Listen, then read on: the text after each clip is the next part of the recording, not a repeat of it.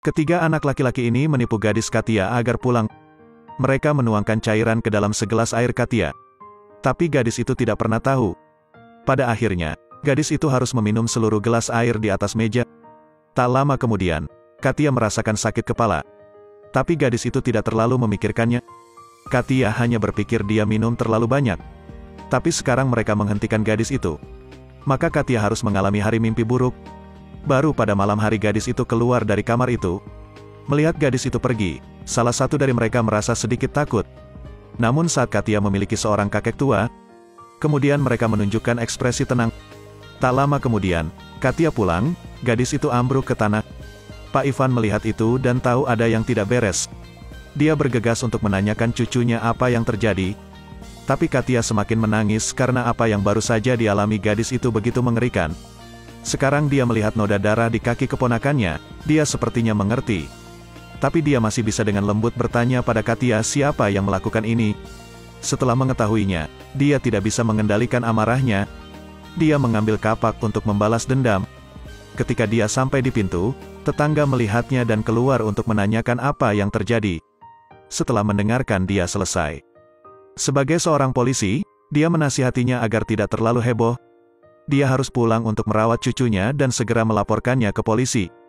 Tidak lama kemudian, petugas polisi Vadim menggiring rekannya ke rumah ketiga pria tersebut. Saudara-saudara langsung mendobrak pintu. Ketiga orang itu juga ketakutan setengah mati, tidak berani protes. Setelah menyelidiki, polisi menemukan sprei dengan noda darah di kamar. Buktinya sangat jelas, mereka juga mengatakan yang sebenarnya. Sangat mudah untuk menangkap mereka.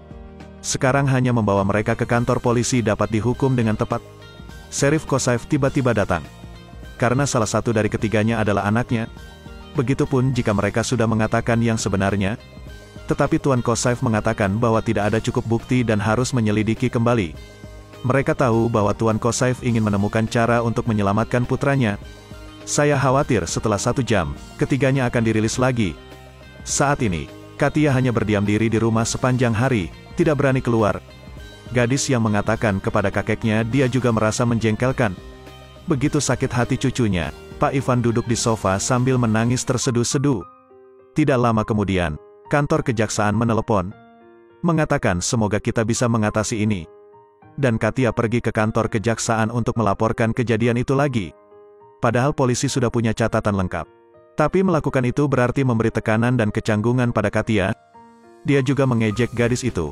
Apakah ada tujuan lakukan ini untuk menerima kompensasi, misalnya? Katia tidak tahu bagaimana harus menanggapi. Aku hanya bisa duduk dan mendengarkan dia menghinaku. Setelah kembali ke rumah, Katia merasa sangat putus asa. Gadis itu melihat dirinya di cermin, ingin mati. Tak hanya itu, ketiga bajingan itu juga sudah dibebaskan. Mereka juga bangga dan provokatif di depan rumah Pak Ivan.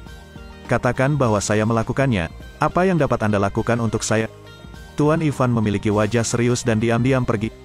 Keesokan harinya, dia mengenakan seragam militernya dan pergi mencari direktur kejaksaan. Dia pernah menjadi prajurit yang mulia. Tapi sekarang kejaksaan tidak menganggapnya serius. Tuan Ivan merasa sangat tidak berdaya sehingga dia hanya bisa pergi pada akhirnya. Dalam perjalanan pulang, dia berjalan dan kemudian berhenti. Jika tidak ada yang memberi saya keadilan, kemudian dia akan menghukum orang jahat itu sendiri. Pertama dia menjual rumahnya di pedesaan. Lalu pergi ke pasar gelap dan tanyakan pada penjual senjata di mana Anda bisa membeli senjata asli. Awalnya, penjual juga tidak terlalu tertarik. Namun ketika saya mengetahui bahwa Pak Ivan dulunya adalah seorang tentara, kemudian dia tertarik. Beberapa saat kemudian, Pak Ivan dibawa ke sebuah gudang. Penjual melihat bahwa Tuan Ivan memiliki niat yang tulus untuk membeli, jadi dia menutup matanya. Dia juga tahu bahwa ini adalah aturan mereka. Tidak lama kemudian, mereka membawanya ke ruang bawah tanah. Akhirnya dia mengambil senapan sniper. Pada jarak tembak uji, Anda memukul setiap tembakan yang Anda pukul. Semua orang kagum. Malam itu, Katia memberitahunya bahwa sheriff baru saja tiba. Dia membawa banyak uang untuk menyelesaikan masalah ini.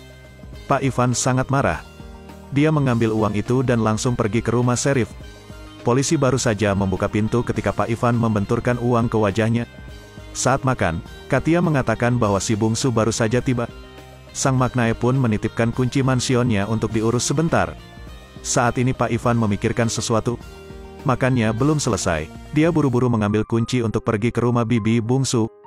Pengadilan seberang adalah tempat tinggal ketiga bajingan itu. Dia tahu ini adalah tempat yang bagus untuk menembak. Setelah kembali ke rumah, dia menemukan bahwa putrinya telah kembali ke rumah. Sebagai seorang ibu, dia sama sekali tidak peduli dengan putrinya. Tapi hanya tertarik dengan rumah di pedesaan. Kenapa dijual dengan harga semurah itu? Dengan Sheriff membawa uang untuk kompensasi, mengapa dia mengembalikannya? Melihat hanya uang di mata putrinya, dia menjadi marah lagi. Buang semua barang bawaan gadis itu keluar rumah, lalu usir dia. Pak Ivan sangat marah hingga terkena serangan jantung. Tapi untungnya, Katia masih ada di sisinya untuk merawatnya. Di tengah malam, setelah melihat cucu saya sudah tertidur, dia dengan lembut mengambil pistol dan berjalan keluar dari rumah. Pertama dia meletakkan pistol di posisi penembak jitu. Kemudian keesokan harinya bersikaplah seolah-olah tidak terjadi apa-apa. Ketika teman-temannya tidak memperhatikan, dia segera berlari ke atas. Dia mengangkat senjatanya, menyesuaikan posisinya, dengan cepat mengunci lawan. Saat musuh sedang membuka botol wine, dia langsung menarik pelatuknya. Kemudian jeritan tanpa suara terdengar. Dia sudah ditembak di tempat berbahaya. Pak Ivan dengan cepat menata ulang ruangan seperti semula. Setelah menyelesaikan pekerjaannya, dia dengan tenang pergi bermain catur dengan teman-temannya. Orang-orang tidak memperhatikan sama sekali. Ini mungkin bukti terbaik. Tidak lama kemudian, Sheriff bertanya kepada putranya apa yang terjadi. Dia mengatakan itu hanya membuka sebotol sampahnya. Tapi dia menemukan lubang peluru di sofa. Dia segera tahu bahwa masalah ini tidak sederhana. Keesokan harinya, Pak Ivan menggantungkan kotak berisi susu segar di sisi papan catur. Kemudian, memanfaatkan waktu ketika orang tidak memperhatikan, dia berlari ke atas, ambil senjatanya, cepat kunci lawan. Saat ini, dia sedang bersantai mendengarkan musik. Dia membidik tangki bensin mobil. Kemudian menembakkan pistol, menyebabkan mobil meledak. Kali ini bajingan lain dihukum. Vadim menatap Pak Ivan yang berdiri di sampingnya. Saya tahu bahwa semuanya diatur. Kapolsek pun datang ke lokasi untuk melakukan penyelidikan. Yang berikutnya adalah anakmu. Dia memperingatkan putranya bahwa yang terbaik adalah tidak meninggalkan rumah. Kali ini, dia ketakutan setengah mati, bergegas menutup tirai, takut orang berikutnya yang akan disakiti adalah dirinya sendiri. Saat ini, Pak Vadim pergi ke rumah Pak Ivan. Awalnya, dia datang untuk menasihatinya agar tidak melakukan kesalahan lagi. Kemudian tanpa sengaja dia melihat kunci rumah bibi bungsu tergantung di dinding. Setelah mengetahui lokasi rumah bibi bungsu, ia langsung mengerti semuanya. Sebelum pergi, dia diam-diam mengambil kuncinya.